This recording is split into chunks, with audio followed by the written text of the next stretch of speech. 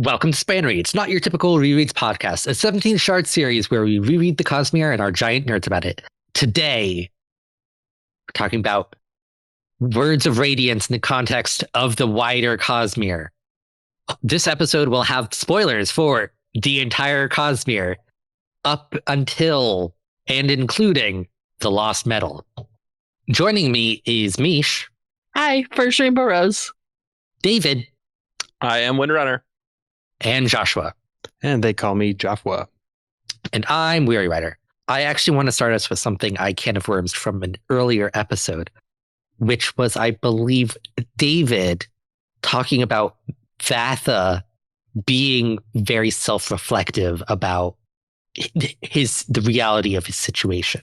Mm-hmm. Which, being self-reflective, that sounds like a Lightweaver thing. And who is the first of the deserters to be a Lightweaver squire? Vatha. I never put this together. I'm like, oh, hey, that works. I like this. Yeah. Oh, I was thinking earlier too when you were talking about how Shallan's her mercenaries don't get as much time as Bridgeford. I'm like, well, an Oathbringer even. Shallan, there's even like a subplot where Shallan's like, I kind of forgot about these guys. It's fun to see the payoff for certain things from this book. Mm-hmm. Oh, definitely. Oh, yeah. Actually, going back to episode 1, where I was talking about live reacting to the end of this book to David, the other thing I freaked out about was Nightblood showing up at the end of the book. And then Dave's like, did you notice Vasher? Vasher's in this book. I'm like, style. I knew he was a world hopper.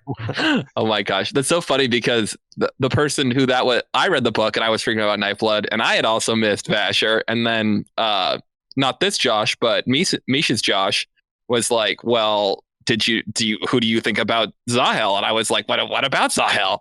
And it took me a minute to get there, but so cool to hide like a really prominent cameo behind another really prominent cameo.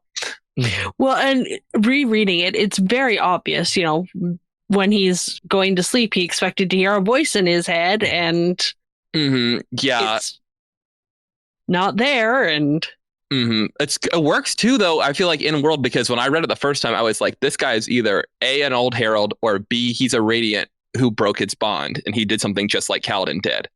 And that's what I thought it was heading for at first. And I was like, this is somebody who can understand where Kaladin's at. Yeah, but it's like the color metaphors were a huge clue that I think I had guessed that he was a world hopper from Nalthis, but I hadn't made the connection to Vasher. Part of the difficulty is that Vasher doesn't actually use color metaphors in Warbreaker. Yeah, well, it'd be hard to do, too, because it's supposed to be in translation. So presumably whatever those metaphors are being translated to metaphors we understand, like this is supposed to like intentionally be. Brandon could do a more artful job like he's done with some of the Mistborn stuff where he works it in a little better in terms of. Yeah, I think this is a thing Brandon has gotten better at over time because Era 1, there are no metal turns of phrase, really. I kind of like to imagine that the reason they're not included is because, like in Warbreaker, they got translated. Mm-hmm. Like he makes a metaphor and then or an idiom, and then like the person like translating to English like translated it to an English equivalent idiom. But in the case of Stormlight, you're seeing it because it's wrong in their language, and then the wrong idiom is getting translated literally. Yeah, that's my explanation. I would agree, except Era 2 goes full ham on like metal references in language. And like in Secret History, Kelsier uses the term "you zinc-tongued raven." So it's like, okay, like these turns of phrase did exist in Era 1. Brandon just didn't use them because he hadn't thought of them yet. Yeah, well, you can say they were mostly nobility who would have known enough to have done anything like that. But I think that the point I'm making more is that when Brandon writes Nightblood, he's not going to say, or are you green from the ground? Like he's going to write something that like sounds like an actual metaphor that incorporates Nalthis stuff. And this is very deliberately not that. It is something that sounds pretty jagged in context. I love those metaphors though, because green from the ground makes so much sense, even outside of, you don't need it really explained to you. And I feel like I could say green from the ground to somebody and they would understand what I'm meaning. Oh, I was like only using the context. I was like, these mean nothing to me when I was reading that. Like, yeah, because the green from the ground, it's like, don't bring like pre-existing like biases into it. Like if you're on the grass and like it'll rub off on you, like yeah. And then there's something about red ears.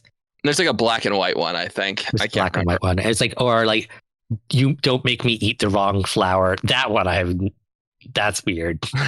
Actually, thinking about it, green from the ground would be confusing for them for more than just it being a color thing, because their ground isn't green. They don't have green on their ground.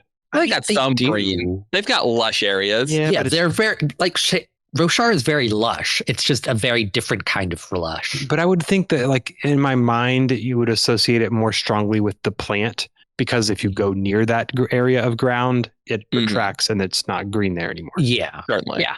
Anyways, this is long tangent to be man, Vasher. I will always, until Brandon or maybe somebody else eventually tells us what happened there, I will just always be so curious what's going on with him and Nightblood and Vivenna. Cosmere cameos have come a long way since the excitement of this is like the biggest thing of the time, and now like this sort of thing is like becoming like normal almost, right? Yeah. Oh yeah. It's like it was the biggest Cosmere cameo, because like Hoy didn't count because Hoyd still doesn't count. He's Hoyd. Well, yeah. Well, there's no Cosmere without Hoyd. Like he's the reason everyone knows they're connected. Yeah, it's like he's in his own category. Like you can't really like compare him to anything. Whereas like Vasher is, like this is the protagonist of a previous book that's showing up on a different planet. This is a huge deal. Oh my god. Yeah, it really went to show just how much. Like it was Brandon showing what he was going to do with Cosmere connections and kind of saying, hey, I'm stepping it up, which I think he's continued to do in subsequent Stormlight books. But yeah, it was a good telegraph of where he was going with everything. Another big point where the Cosmere is present in this book is the introduction of the Ghost Bloods, which are a Cosmere spanning organization founded on Scadrial by Kelsier. No big deal. No big deal. No. Which Yaddle, first person of Southern Scadrian descent, we see on screen before we even see them on Scadrial. Mm-hmm. That was a huge thing. Reading Bands of Mourning is like, wait, that's how Yaddle is described. Oh my god. Mm-hmm. Yeah, he finally got some of those reverse cameos in that he talks about wanting to do sometimes, where he introduces a people or a magic or a culture in inverse of what he normally does. You eagle-eyed readers reading The Lost Metal, in the epilogue, we meet Yaddle's brother. And he's scary. He's just as pleasant as Yaddle. Like, yeah. Which is insane. And apparently she's running amok on Roshar. Oh, man. I really like the way that Lost Metal has reframed the Ghostbloods so much, just finally like knowing what their goal is, being the preservation of Scadrial, I guess, is probably the simplest way to say it. And so it's really fascinating to like take that context and kind of come back to these Stormlight books with the Ghostbloods and try and like, I don't know, wonder like, what are you doing? Like, how does your activities here like further that goal? And some of it you can see, some of it I can see, and some of it not as much.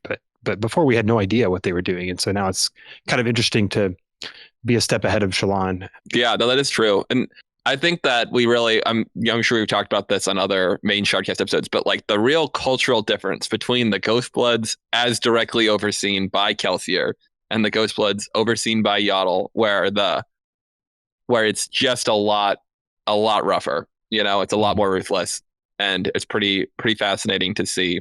And yeah, I don't know. It definitely changed my perspective on the Ghostbloods. I was not much of a fan from Stormlight. Aside from that, I think they're cool, but I did not like them.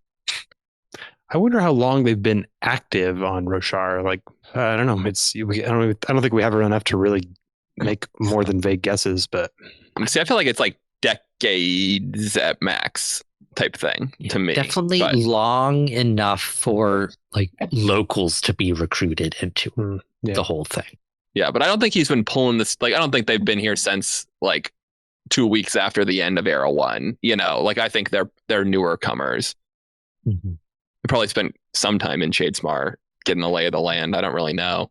And that kind of like explains even further like why they would the difference in culture, right? Like you're recruiting these people who some of them maybe have never been off Roshar. Like they might not even know.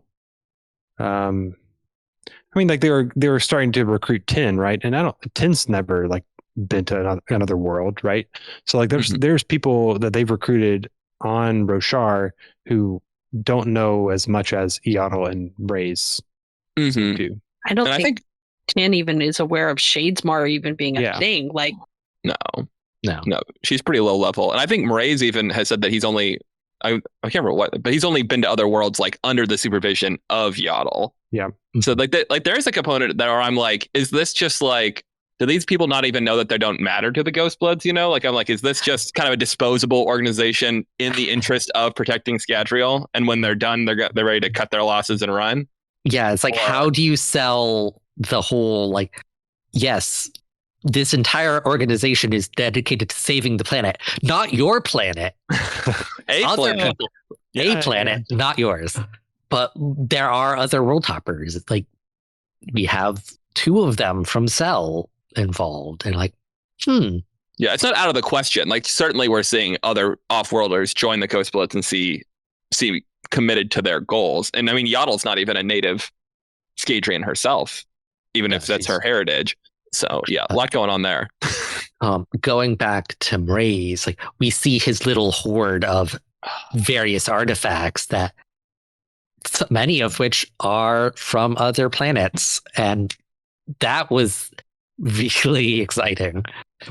I remember when the book first came out and everybody was like, there's all the things. And everybody was so excited by his word.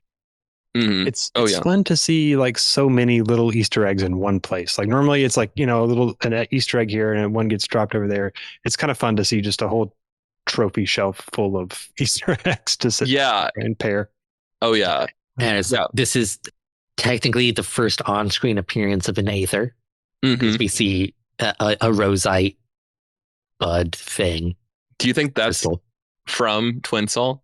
Do you think he was like, he met him and he's like, can I just have a little bit? And he was like, I mean, that's plausible. Entirely plausible.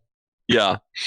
I never even thought about that. But yeah, no, the Ghostbloods are just so cool. Like, so cool. Continue to get cooler. And this was a great introduction to them for this book. I think it's such a fun, like, I know that people have lots of opinions about the order the Cosmere books are meant to be read in.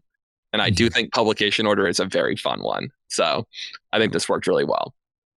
Oh yeah.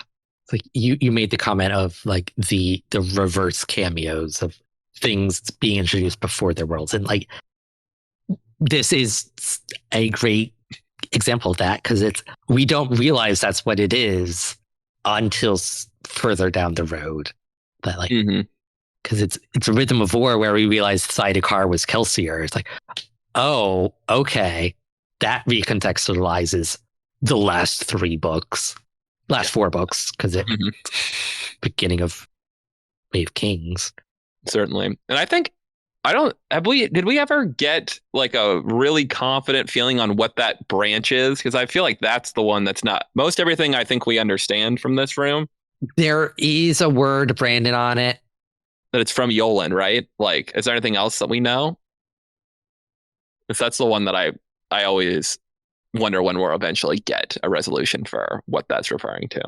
I always forget what we know in that because I like without the context, like I'm not super invested in what it is. I'm just like, oh yeah, that's like a thing. We like sort of half-hearted know what it is, but like if there's nothing on the other side to connect it to, it's intriguing to me. It's just like a one end. Yeah, it's a half thing.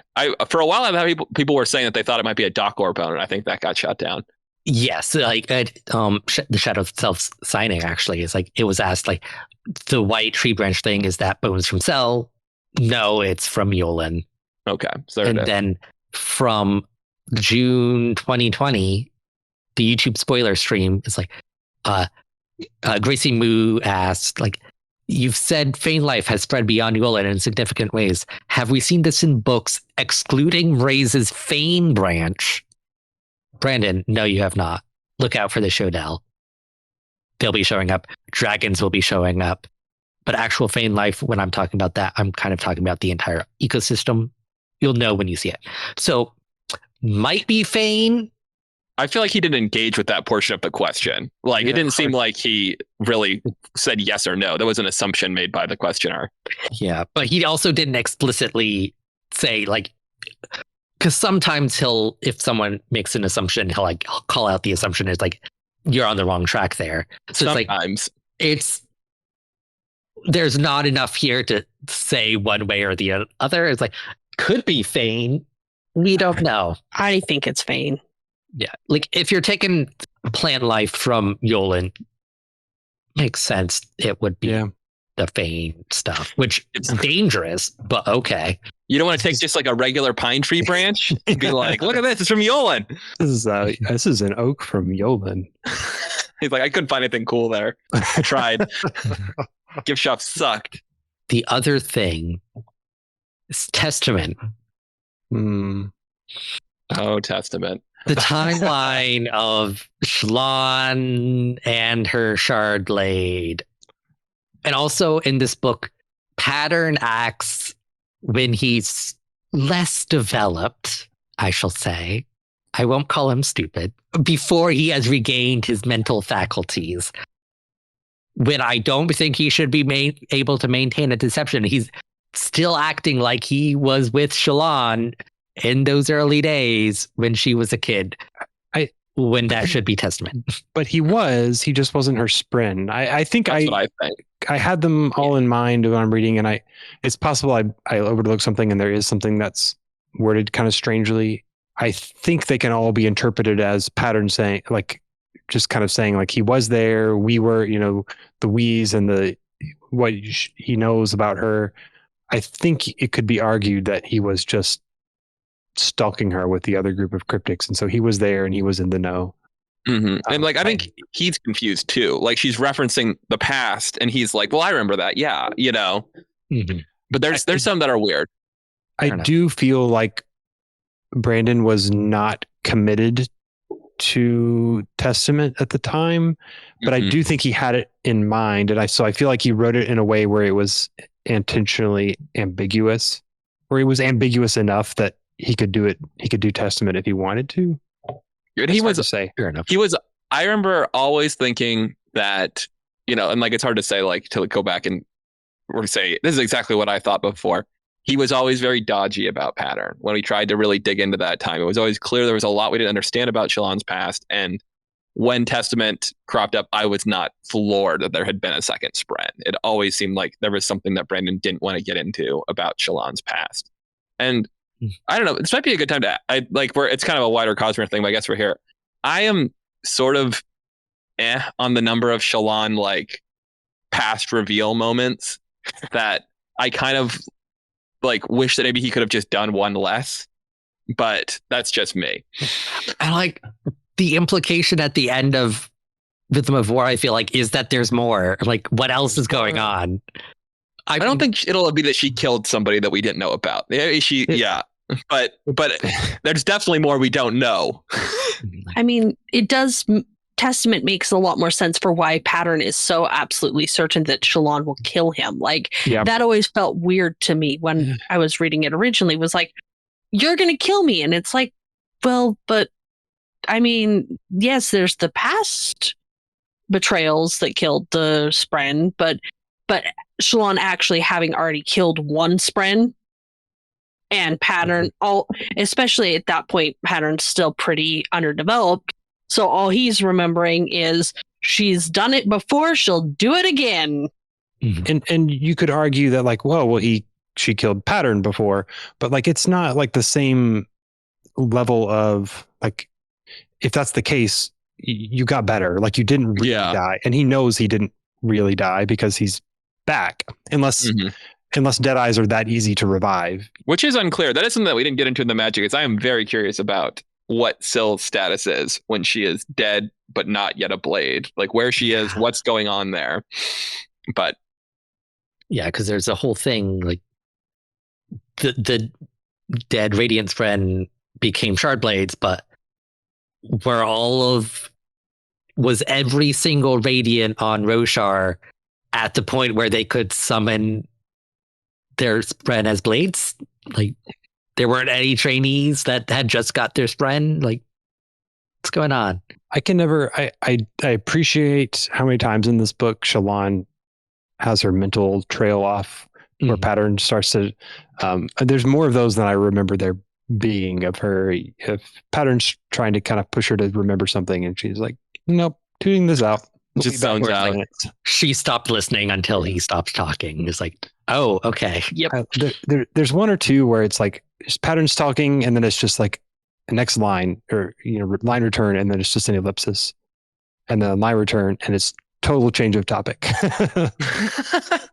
Well, speaking of things we'd like to get from other people's perspectives, that'd be great. Just a bunch of little Pattern novelettes where he tries to tell Shallan important things and she just is staring at him blankly, and he's like, Shallan, I'm talking about your powers. Yeah, I don't. It'll be nice to have this finally revealed and cleared up. There better be no more questions, or at least just like questions that aren't meant to be known. I'll accept those, but I do not want another layer to unearth of Shallan's past. One thing that I noticed when I was reading, so one thing that kind of bugged me about this book is like Vale was somewhat established in this book. And then when Oathbringer picks up, all of a sudden it's like she's turned into this like whole persona that this altar that Shallan has. And then we also get Radiant, and Radiant kind of more comes out of nowhere, I felt.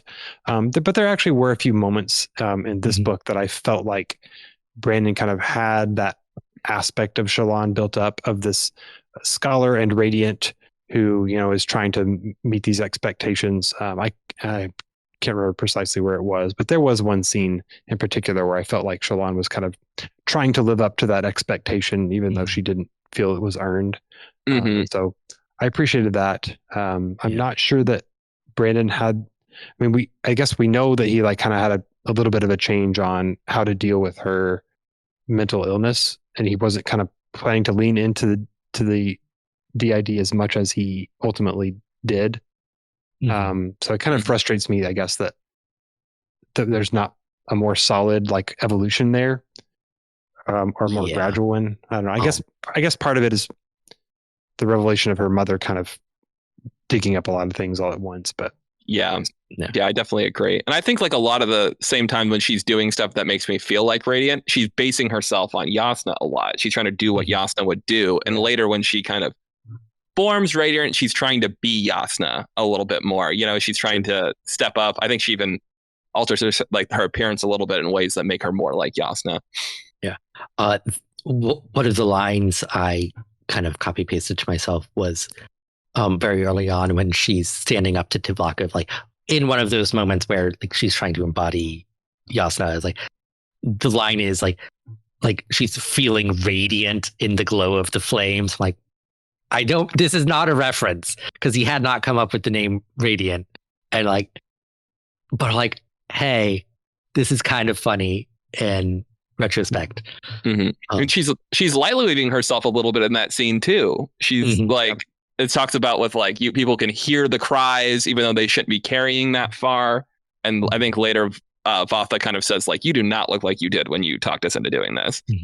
Switching gears a little bit is, of course, the letter can't talk about Cosmere in Stormlight without talking about the letters, which is from Frost, a dragon, to Wit, who, and Frost kind of kind of calls Wit out.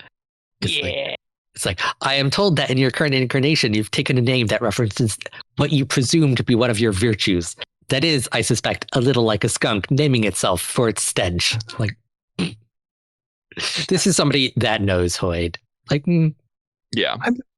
I'm inclined to be defensive of Hoid, especially on rereads in this letter, because turns out Odium is kind of a big deal, and like matters, and he's too dismissive of Odium, and so it's a little bit frustrating. I feel Hoid's frustration that he can't get anybody to help him out.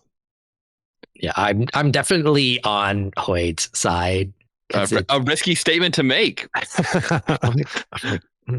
I like Hoid. Hoid is great. Oh, I like Hoid. I don't know if I'm on his side. I like him. I would need to know more about his side. I have to apparently be on his side, so you know. But I do think you're exactly right that seeing so often Hoid is either not presenting as himself and it's kind of ignorable, or he's like this figure from the deep past that people are sort of like freaked out even talking to. And it's nice to see someone who, not even a contemporary, someone who I think is quite a lot older than he is, most likely. Yeah, Frost is the oldest person in the Cosmere.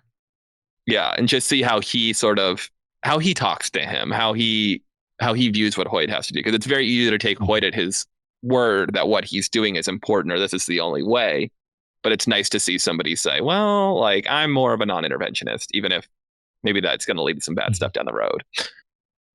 And there's the whole thing is like, Frost's perspective is like, well, like he's contained in the Rosharan system. Like he's not rampaging across the Cosmere. Like that would be a problem. But that's not very empathetic to the people living on Roshar. That like, no, he's still a problem for a lot of people. Yeah. Oh yeah. For a whole planet's worth. And I think like my read on Frost and a lot of that is that he was supportive of the shattering of Edgedancer and is not very happy about how that's gone. And that is what is leading towards him to take a step back. And it's just like, I just don't think we've tried intervening and I did not like how that went. Yeah. Because like he's somewhat involved with the 17 Shard at the very least. He has some connection to them. And their whole thing is non-intervention. It's like their stance is like the shards should not interact with each other. They should have gone their 16 different ways. Not discussing, like no contact between planets. So his stance here does make sense with that in mind, where like it's non-intervention. Like nope, we're not getting involved. And he's got an interesting like, maybe this is all part of Edgedancer's plan even still perspective that I think that we don't see very often, aside from maybe people when they talk about the God Beyond, which isn't really quite the same thing.